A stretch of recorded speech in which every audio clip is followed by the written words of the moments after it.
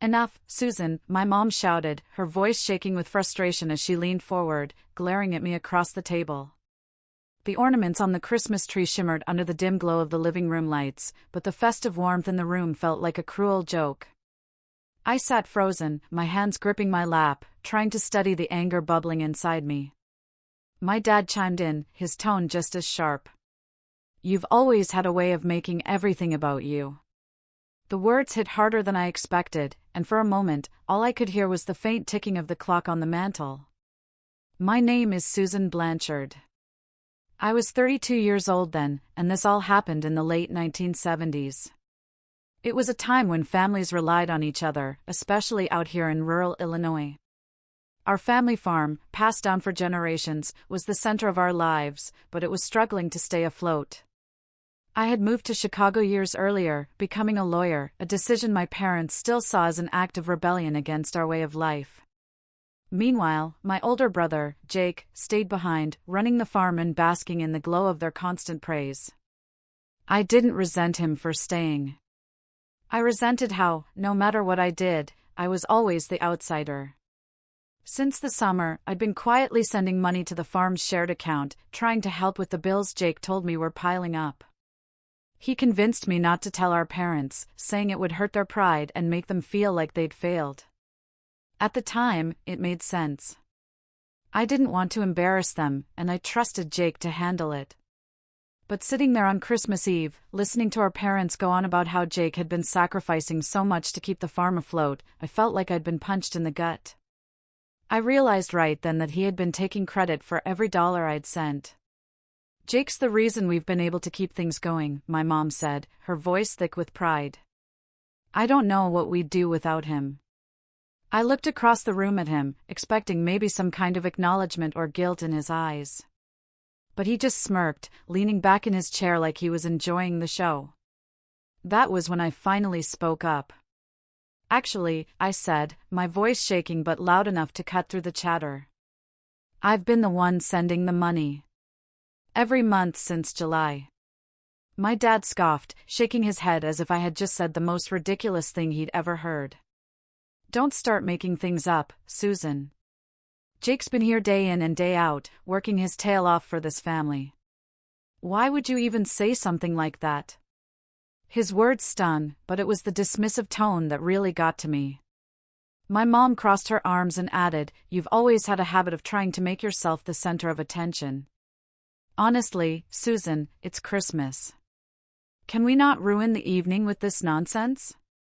I felt my face flush, a mix of anger and humiliation coursing through me. "I'm not making it up," I said, my voice firmer this time. "I've been depositing money at the Chicago branch of the bank, directly into the farm account. Every single deposit came from me." But they weren't even listening. My dad waved me off with a look of exasperation.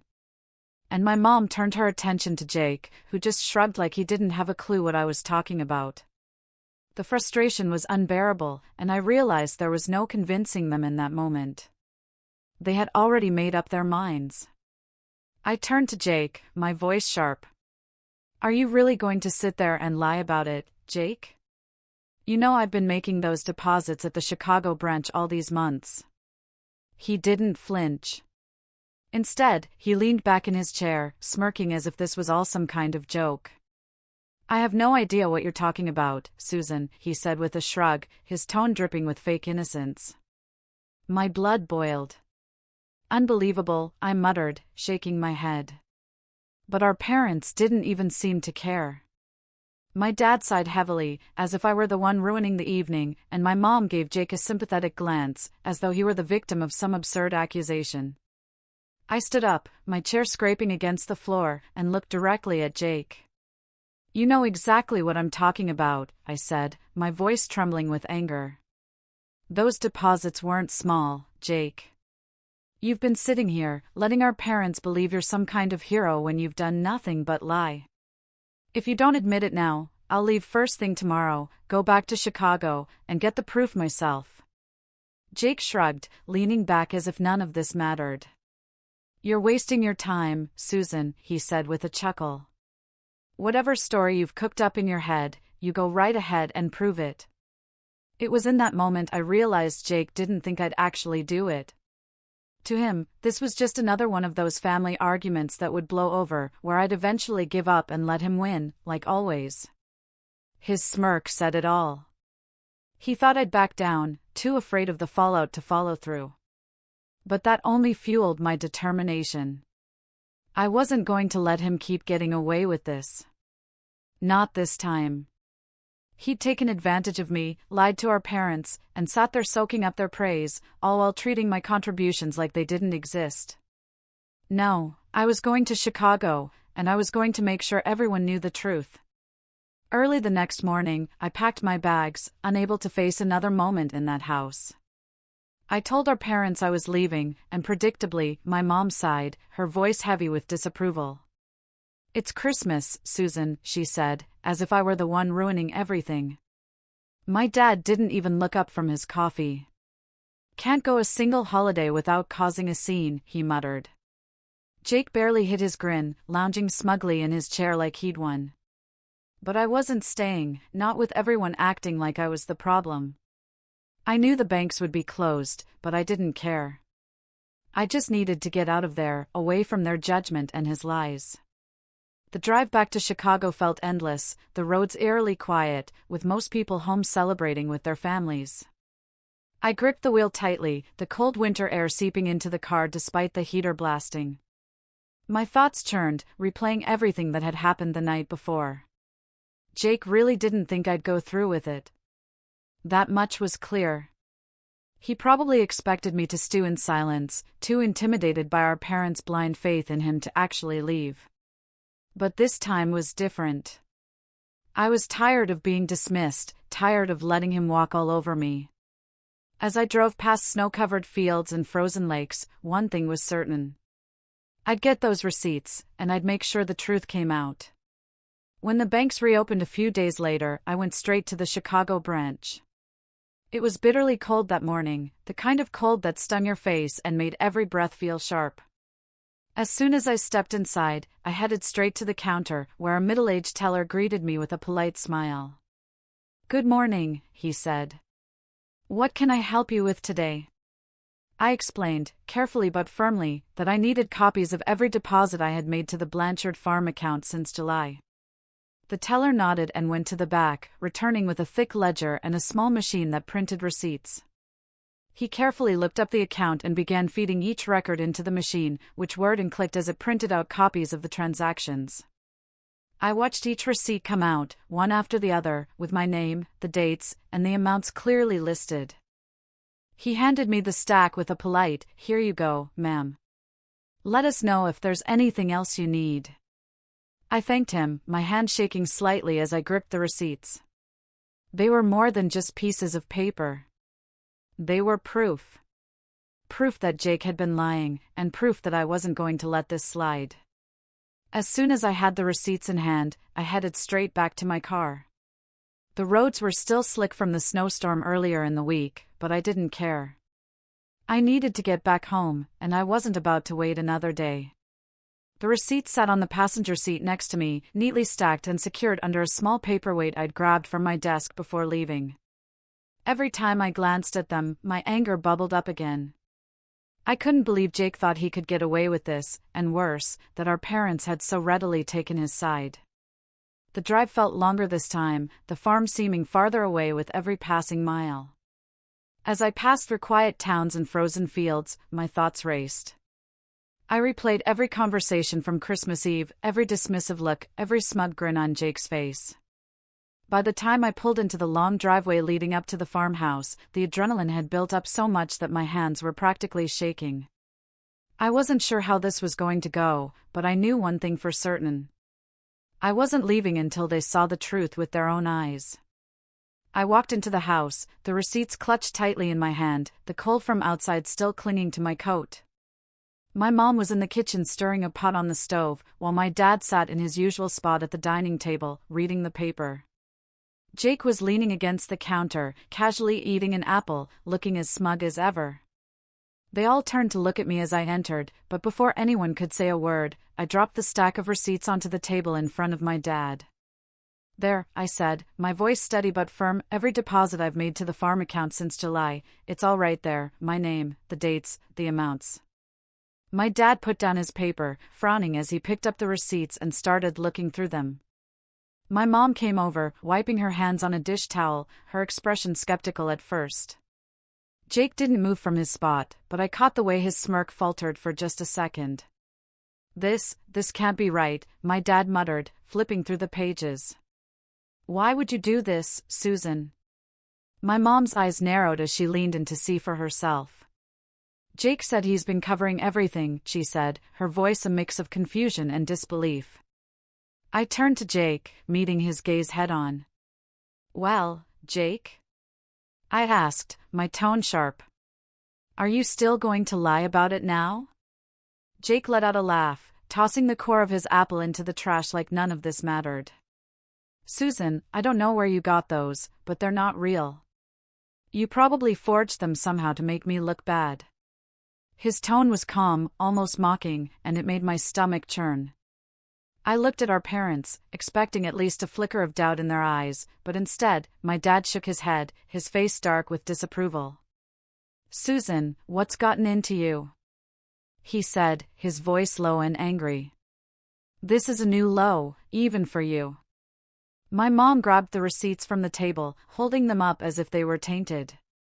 Did you think we wouldn't see through this? She said, her voice shaking.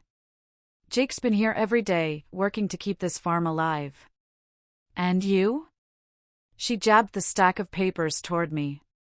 You come back here with some phony papers and expect us to believe it? You've always been so desperate for attention. My chest felt tight as I struggled to hold back tears. They're not fake, I said, my voice trembling. You can call the bank yourself if you don't believe me. But they weren't listening. They stood there, united in their defense of Jake, like always, while I was left feeling like a stranger in my own family. I stood there, stunned, as my dad tossed the receipts onto the table like they were garbage. I can't believe this, I said, my voice rising as the weight of their disbelief crushed me. Even when I show you the proof, right here, in black and white, you still defend him? This is unbelievable. I've spent months helping you keep this farm afloat, and all you've done is give Jake the credit and call me a liar. Jake crossed his arms, leaning against the counter with a smug expression that made my blood boil. Don't be so dramatic, Susan, he said, shrugging like none of it mattered. You've always been jealous. This isn't any different. I couldn't hold it in anymore. You know what? I'm done. Don't expect me to ever come back here. I've had enough of this. My mom's face tightened and my dad just shook his head in disappointment, like I was the one in the wrong. Without another word, I turned and walked out, slamming the door behind me. The cold air hit me like a slap. But it felt better than staying in that house for another second. By the time I got back to Chicago, I'd made up my mind. I was done. No more bending over backward for people who couldn't even bother to see the truth when it was right in front of them. The first thing I did after unpacking was call the bank and put a stop to the deposits. No further transfers to that account, I told the teller, my voice steady despite the anger bubbling inside me. It felt strange, like cutting a cord that had tied me to the farm all these months. But it also felt freeing, like I was finally done carrying a burden that was never truly mine to bear. At first I thought I'd feel guilty, but I didn't. Every time I thought about Jake's smug face and our parents' refusal to believe me, it only reinforced my decision. Let Jake handle it now. Let him be the hero he pretended to be. I wasn't going to keep throwing money into a farm that treated me like an outsider. If they wanted to believe his lies, then they could deal with the consequences when the bills started piling up. And they would. Because Jake didn't have a dime to his name. 6 months passed without a word from my family. Not a phone call, not a letter. Nothing. I thought about them sometimes, but every time I did, the anger and hurt came rushing back, so I pushed it aside and focused on my work. Then, one afternoon in the middle of summer, there was a knock on my apartment door. I wasn't expecting anyone, and when I opened it, I froze. Standing there were my mom and dad, looking tired and a little sheepish. For a moment, I didn't know what to say. "Can we come in?" my dad asked, his voice quieter than usual. My mom stood next to him, clutching her purse tightly, her lips pressed into a thin line. Part of me wanted to slam the door in their faces, but curiosity got the better of me. I stepped aside and let them in. They sat awkwardly on the couch, looking around my small apartment like they didn't know what to do with themselves. "What do you want?" I finally asked, leaning against the armrest of a chair, my arms crossed. I wasn't in the mood for small talk. Whatever they had to say, I wanted it out in the open. My dad cleared his throat, staring at the floor like it might give him the words he needed. "Susan," he began, his voice quieter than I'd ever heard it. "We owe you an apology. A big one." My mom nodded, clutching her purse so tightly her knuckles were white. "We were wrong," she said softly. "We didn't believe you when you tried to tell us the truth. And we need to make this right." I crossed my arms, leaning back against the chair. "Go on," I said, my tone sharper than I intended. My dad sighed heavily. "After you left, things started falling apart on the farm. Bills piled up, equipment needed repairs we couldn't afford, and the crops didn't bring in enough to keep us going. At first, we didn't understand and thought Jake had it handled. He kept telling us he'd figure it out. But he didn't. And when we pressed him, he finally confessed." My mom's eyes were brimming with tears as she spoke. "He admitted it, Susan. He told us you were the one making the deposits all those months. That you were the reason we stayed afloat. We couldn't believe it. Not just that he lied, but that we didn't listen to you when you tried to tell us." She reached out, her voice trembling. "We're sorry, Susan. Truly sorry. For not believing you. For how we treated you. For everything. You didn't deserve any of it." I looked at them, their faces lined with regret. And for the first time, I saw something I hadn't expected. Genuine shame. My dad finally met my eyes. "We're asking for your forgiveness, Susan. I know we don't deserve it, but we had to come here and tell you the truth. You saved the farm, and we owe you more than an apology." I sat there, staring at them for a moment, letting their words hang in the air. Part of me wanted to let the silence stretch on forever. Make them sit with their guilt. But instead, I finally asked, "Where's Jake?" My voice was calm, but the anger simmered just beneath the surface. My mom exchanged a nervous glance with my dad before she spoke. "He's still at the farm?" she said quietly. "He wanted to come with us, but... well, we thought it was better if we spoke to you alone first." My dad nodded, shifting uncomfortably in his seat. "He's been keeping to himself since he admitted everything. I think he knows there's no excuse for what he did. He's ashamed, Susan." "Ashamed?" I repeated, letting out a bitter laugh. "That's rich. Ashamed after months of letting you believe I was some kind of liar? After taking credit for everything I did to keep the farm running?" My dad looked down again, his face pale. "You're right," he said, his voice barely above a whisper. "We let it go on far too long. It's on us as much as it is on him. But he wanted us to tell you that he's sorry. He said he doesn't expect you to forgive him, but he needed us to say it."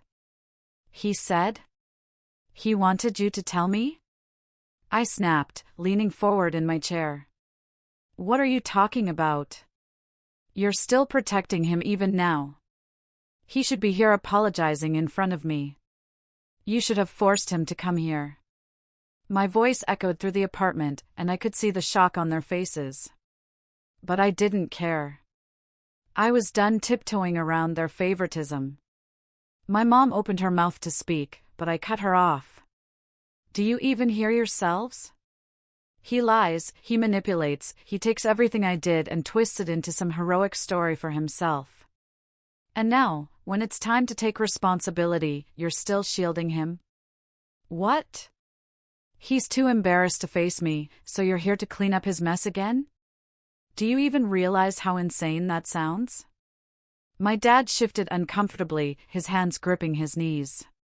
We thought this would be easier for everyone, he muttered. Easier for who? I shot back. For Jake? For you? Because it sure as hell isn't easier for me. Neither of them said a word after that. My mom looked down at her hands, twisting the strap of her purse nervously, while my dad stared at the floor, his jaw tight. The silence stretched between us, heavy and uncomfortable, until finally, my dad stood up. You're right, he said quietly, not meeting my eyes. We should have brought him. We should have made him face you. I don't know why we didn't. Maybe because we've been making excuses for him for so long, it's just what we do. My mom followed his lead, standing up and clutching her purse to her chest. She looked at me with watery eyes, but there was no defense left in her. We're sorry, Susan, she said, her voice barely above a whisper. You deserved better from all of us. Without waiting for a response, they walked toward the door. My dad opened it, glancing back at me for just a moment, his face filled with regret. Then they were gone, the door clicking shut behind them. For a long time I just sat there, the weight of their shame hanging in the room like a ghost. They knew I was right, and for the first time in my life, it felt like they actually saw it too. A week later, there was another knock at my door. I wasn't expecting anyone, and when I opened it, my stomach turned. Jake was standing there, hands stuffed in his jacket pockets, looking about as miserable as I'd ever seen him. Susan, he said, his voice low, almost hesitant. Can I come in? For a moment, I thought about slamming the door in his face, but instead I stepped aside, letting him in without saying a word. He stood awkwardly in the middle of my living room, not sitting down, not taking off his jacket, just shifting his weight from one foot to the other. I came to apologize, he finally said, his eyes darting around like he couldn't bring himself to look at me. For everything, for lying, for taking credit for the money you sent, for letting Mom and Dad treat you the way they did. His voice cracked slightly, but I didn't say anything, waiting for him to continue. I don't have an excuse. I was jealous of you, Susan. I've always been jealous. You've done so much with your life, and I stayed behind. I thought if I could just keep their approval I'd feel, I don't know, important I guess. But it was wrong. All of it. Jake's voice broke completely, and before I could say anything, he dropped his head into his hands and started to cry. Big, heavy sobs that shook his whole body. It wasn't the kind of crying you fake. It was raw, filled with shame, and for the first time I saw just how broken he really was. He didn't try to hide it, and for a moment, I just stood there, unsure of what to say or do. After that day, something shifted. My parents didn't call right away, but when they finally did, their tone was different. There was no defensiveness, no excuses, no trying to sugarcoat Jake's actions. It was clear they'd finally stopped protecting him. They didn't openly admit it, but I could tell they were treating him differently. My dad mentioned they'd started handling the farm finances themselves, and my mom let slip that Jake was working to make things right. It wasn't everything, but it was enough. As for Jake, he stayed out of my way after that apology. He didn't try to mend things too quickly, which was fine by me. Trust isn't something you rebuild overnight, but knowing that my parents had finally seen him for who he was, and acknowledged the hurt they'd caused me, was enough to give me some peace. From that day on, even though things were never perfect in my family, at least they started being more fair.